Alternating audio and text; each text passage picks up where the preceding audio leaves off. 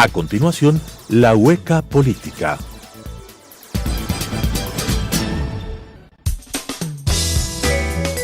Clasificación B, bajo supervisión de un adulto.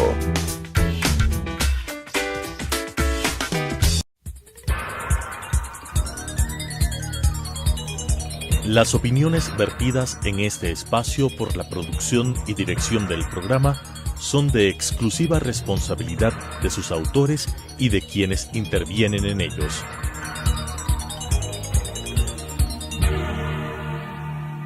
Telesucesos Canal 29 UHF presenta La Hueca Política, programa en el cual se trata con diferentes personajes de la política nacional, con la conducción de Eduardo del Pozo.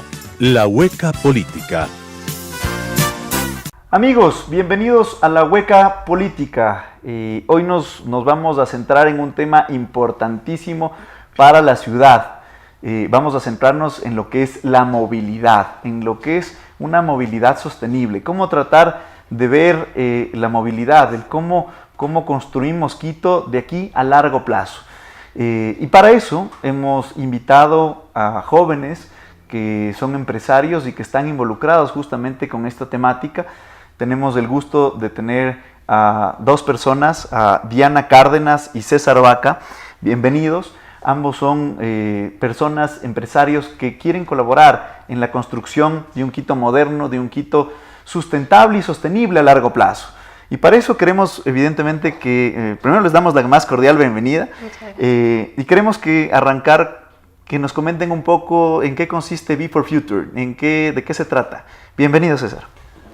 Muchas gracias, Eduardo. Gracias por el espacio. Bueno, para comenzar, Be for Future es una startup social. Nos organizamos hace algo así como un año, justamente con una misión, una visión de construir propuestas alternativas encaminadas hacia la sostenibilidad en un marco integral, con un enfoque de la recuperación del ser humano como el centro, pero también una armonía con el medio ambiente, con la infraestructura también construida, y cómo engranar todo esto en nuevas oportunidades de negocio. Nos identificamos con una lógica que es que si bien el cambio climático es uno de los más grandes desafíos que la humanidad hoy enfrenta, también es un gran reto, una gran oportunidad para empezar a hacer las cosas diferente, y que esto puede ser también una muy buena oportunidad para generación de nuevas ideas, de nuevos negocios, para crecimiento, para nuevas oportunidades para las personas, y generar también esa convivencia armónica entre ser humano y naturaleza. Entonces esa es la lógica que nos mueve. Tenemos ahí algunos ejes en los que principalmente nos orientamos, que son un poco de producción agropecuaria sostenible, financiamiento también muy importante esto para lograr buscar los apoyos necesarios justamente para que las actividades de cambio climático salgan a la luz y muchas de ellas no se queden dormidas o desaparecidas.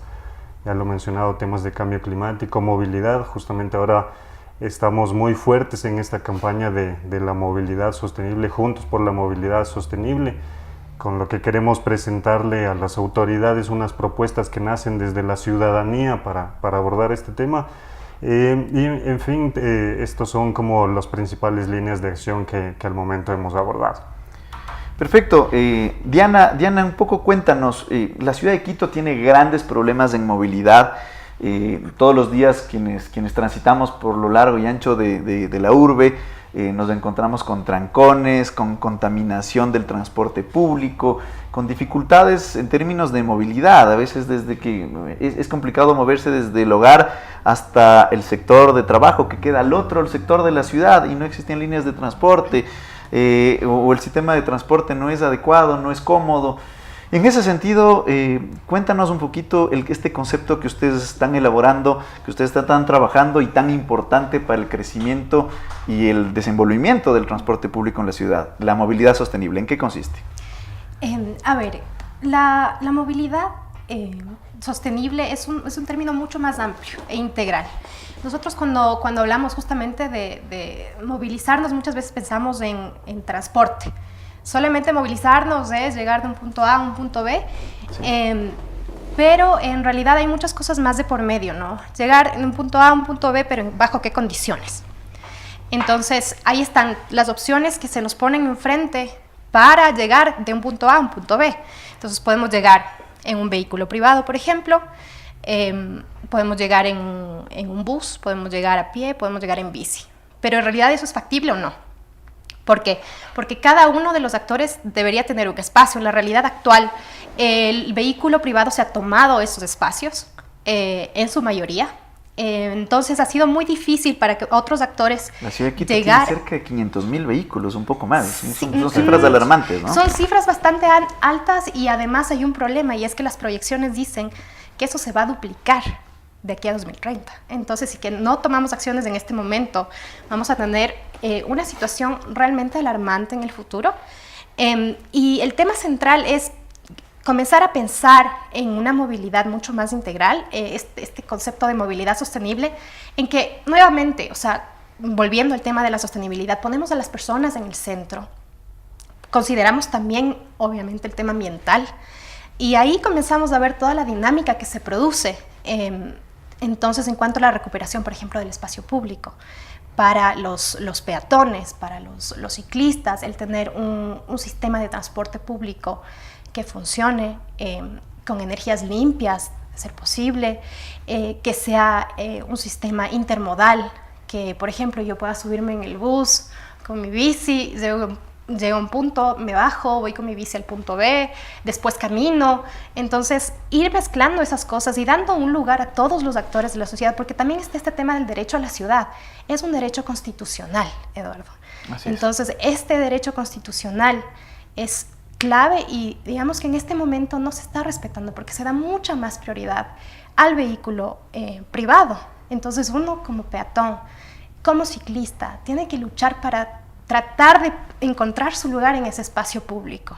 Y ese es el reto más grande. Y no solo encontrar su lugar, sino poder transitar con seguridad, poder transitar sin ver su salud afectada por los gases que emanan de los vehículos privados, de los buses, en fin. Entonces, hay toda una serie de situaciones de por medio que hacen de este término de la movilidad sostenible algo bastante complejo, pero ya hay algunas iniciativas que se están dando, digamos, que podemos resaltar y que, bueno, van hacia ese camino. Y han sido las propuestas que más o menos nos han ido llegando y que han alimentado el Ya vamos el un poco a las propuestas.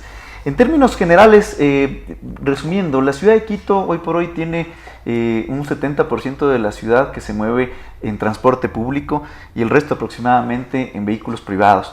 Este tema es insostenible. Este crecimiento del parque vehicular automotor de la ciudad de Quito crece aproximadamente un 10% anual. Eso hace que, como tú decías, de aquí al 2030 aproximadamente tengamos el doble de vehículos, cerca de 1 millón de vehículos en la ciudad de Quito. Eso hace que pensar en que el modelo actual de desarrollo de la movilidad sea insostenible. Y claro, hay que pensar en soluciones también sustentables, es decir, que cuiden y ayuden a velar por el medio ambiente, que tengan energías que ayuden a evitar la huella de carbono siga aumentando, que por el contrario, pensemos en el medio ambiente. Estamos en un tema también de cambio climático a nivel internacional, a nivel mundial, y tenemos que ayudar desde las ciudades a construir esas soluciones, a disminuir la huella de carbono, las emisiones. Y en ese sentido, en ese marco, ¿qué soluciones explícitamente tenemos en términos de movilidad sostenible que ustedes han recibido, que han ayudado a construir, que han socializado o que están planteando para la ciudad? Tal vez yo quisiera nada más, para dar un poco de contexto, contarles cómo fue que salieron estas propuestas. Perfecto, y después claro César que sí. podría contarles más bien las propuestas concretamente. Correcto. ¿No? ¿De dónde salieron las propuestas? A ver, nosotros en el mes de enero, exactamente el 24 de enero, organizamos un evento que se llamó Visión Ciudadana para la Movilidad Sostenible.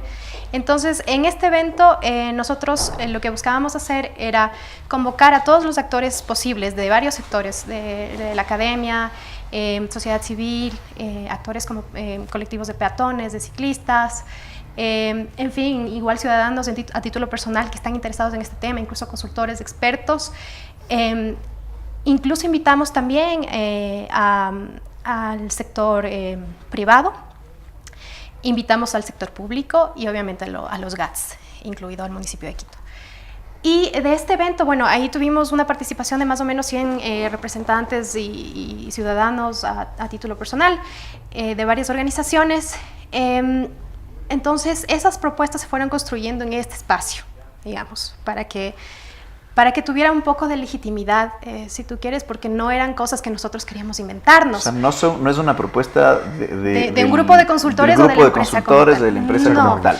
Se construyeron a partir de la participación ciudadana, de la participación de empresas, corporaciones, gobiernos autónomos descentralizados.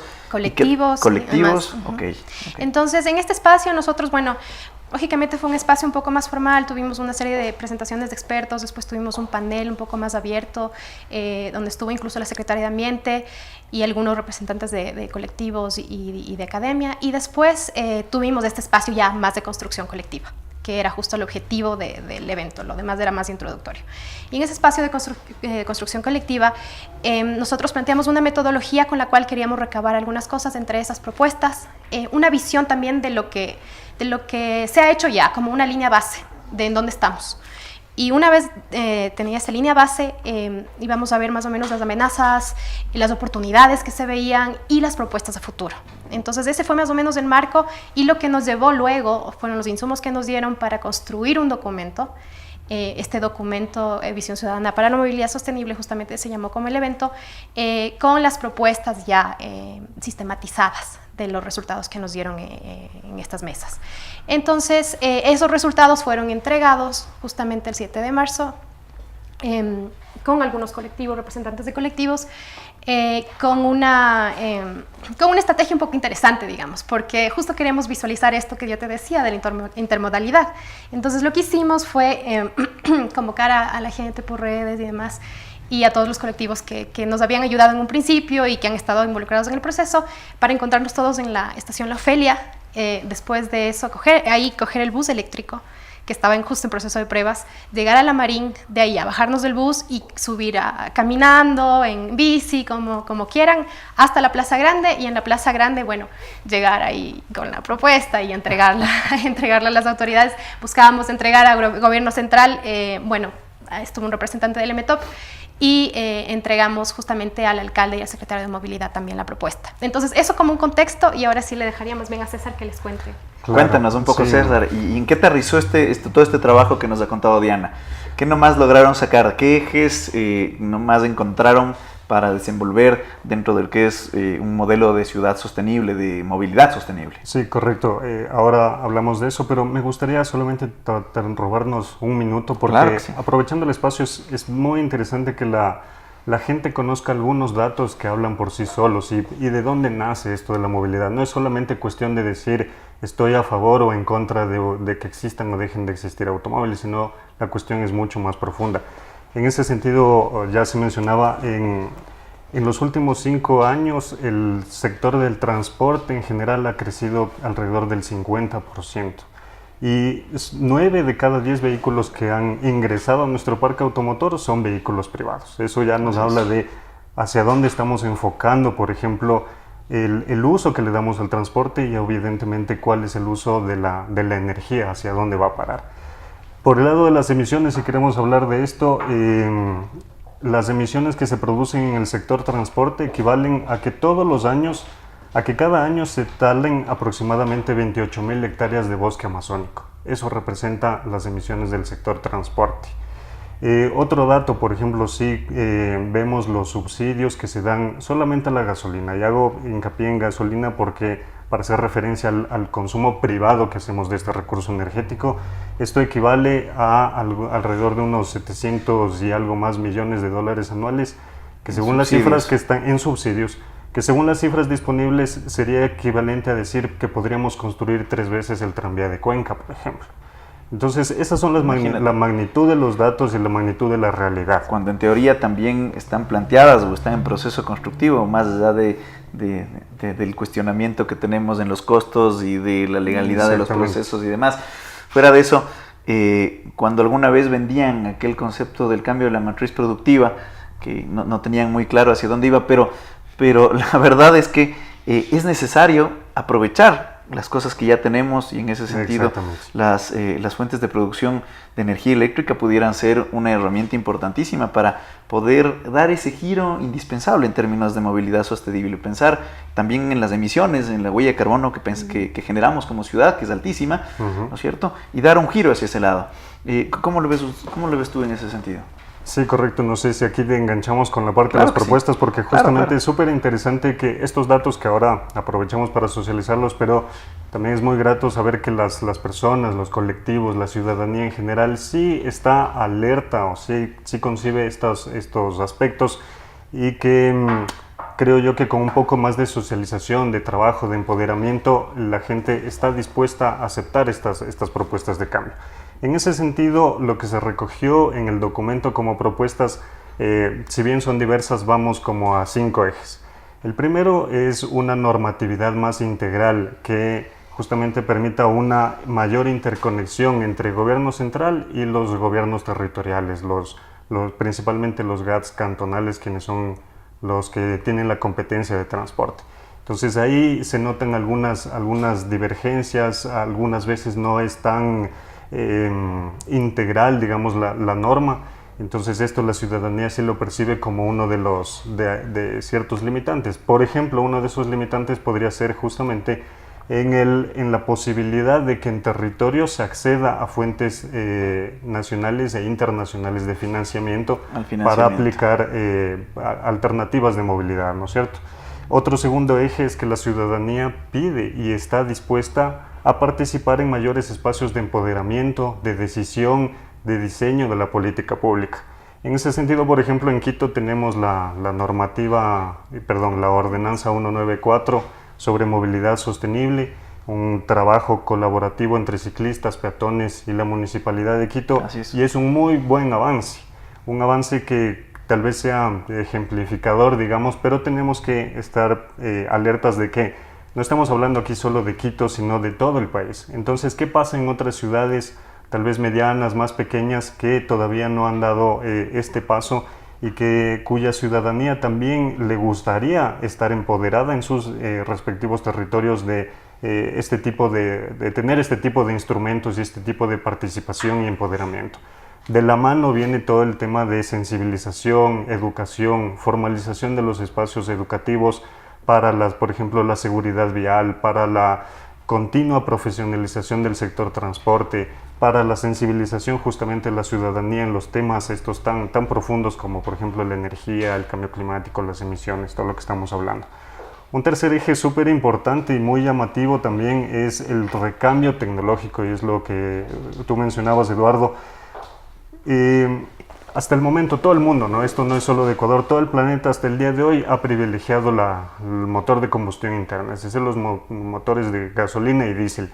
Pero el mundo está cambiando ya, estamos pasando a una nueva era tecnológica muy disruptiva, que es la tecnología eléctrica, y eso es así, y posiblemente incluso otras vendrán en el mediano y corto plazo. Y el Ecuador no deberíamos quedarnos detrás. Tú mencionabas, tenemos el tema de la construcción de las hidroeléctricas y tenemos vastas potencialidades para el desarrollo de energías renovables, de eólica, solar, hidroeléctrica justamente, que podrían servir para dar ese cambio y salir de los combustibles fósiles a energías menos contaminantes y renovables. Y de la mano con esto también la ciudadanía, otro dato súper interesante, plantea también reestructurar el tema de los subsidios a los combustibles fósiles, y si bien esto a lo mejor nos puede un poquito llamar la atención o ponernos tensos de alguna forma, pero las grandes decisiones implican eso también, y eso es algo que tenemos que plantearnos seriamente en el país. Y en su momento tal vez y si tal vez de cierta forma sigan siendo adecuados esos subsidios, pero seguir subsidiando tecnologías que contaminan y que son poco eficientes ya no es lógico para el planeta y tampoco para el Ecuador, y deberíamos repensar esto en cómo dar nuevos incentivos para este recambio tecnológico. Y finalmente se plantea como un quinto eje que la movilidad sostenible como el disparador y la puerta de entrada a una serie de oportunidades, como te mencionaba, para la generación de nuevos modelos de negocio, para el empoderamiento de la ciudad, para la recuperación del espacio público, para colocar a nuestras ciudades, y ahí sí, nuevamente retomo el tema de Quito, para mantener a Quito como una de las ciudades más importantes a nivel regional e incluso global, ¿por qué no? Que Quito sea y se mantenga dentro de del top 10, si lo queremos decir, de las ciudades más importantes para hacer convenciones, para negocios, para turismo, para exponer todas las joyas que tenemos en nuestra ciudad como una ciudad moderna, eficiente, limpia, equitativa, inclusiva, y todas estas co-beneficios que se habilitan con la movilidad sostenible. Entonces esos son los 5 ejes, así dichos como de rápidamente, que son aplicables en Quito, pero que insisto también con una visión de nacional, ¿no? Para todo el país. Dianita, nos hace falta una articulación entre el gobierno nacional y el gobierno local para poder aterrizar en que estos grandes conceptos de poder modernizar, por ejemplo, la flota de todo el transporte público en la ciudad de Quito con un modelo eléctrico, hacia algo que el mundo está cambiando y que nosotros deberíamos seguir en esa línea, como lo decía César. Pero falta esa articulación, porque el gobierno nacional maneja todo lo que es el tema eléctrico y la movilidad la manejamos en la ciudad. Pero cuando se intenta, y me ha pasado, por ejemplo, establecer una sencilla disposición como concejal en el sentido de obligar a que la renovación del transporte público, de los taxis, a corto plazo sea a vehículos eléctricos, aterrizamos en la realidad en que no podemos poner electrolineras. Y ahí hace falta esa articulación, esas puertas cerradas, esa falta de comunicación en gobierno nacional y gobiernos locales.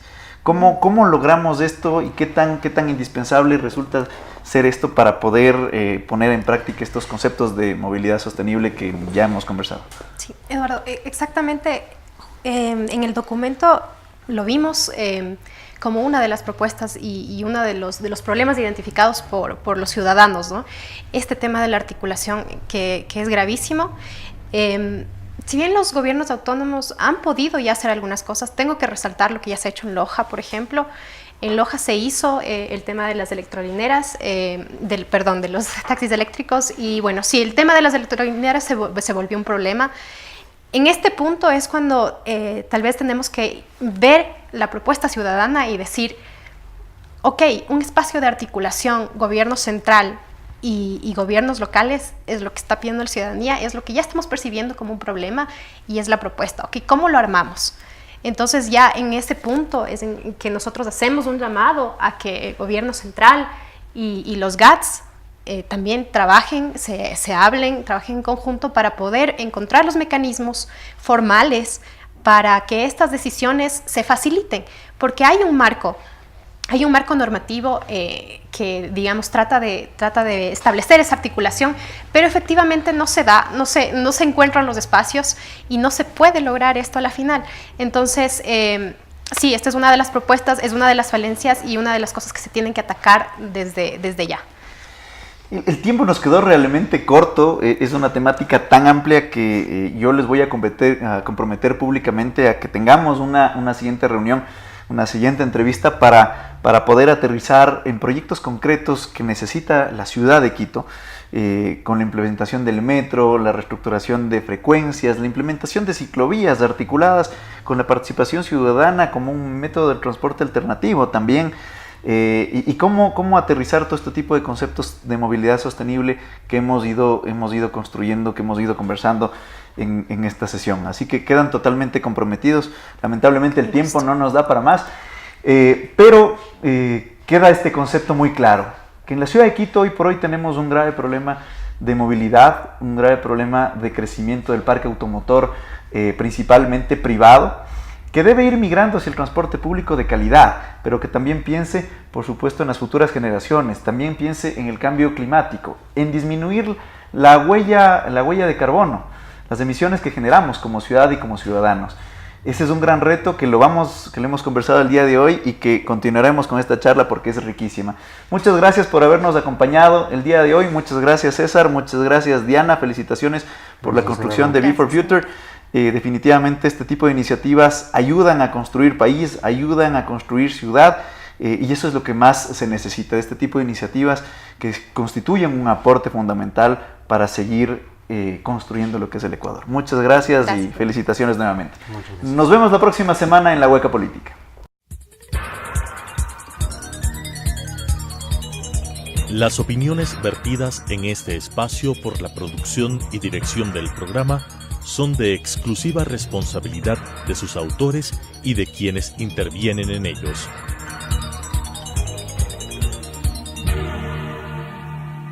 Telesucesos Canal 29 UHF presentó La Hueca Política, programa en el cual se trata con diferentes personajes de la política nacional, con la conducción de Eduardo del Pozo.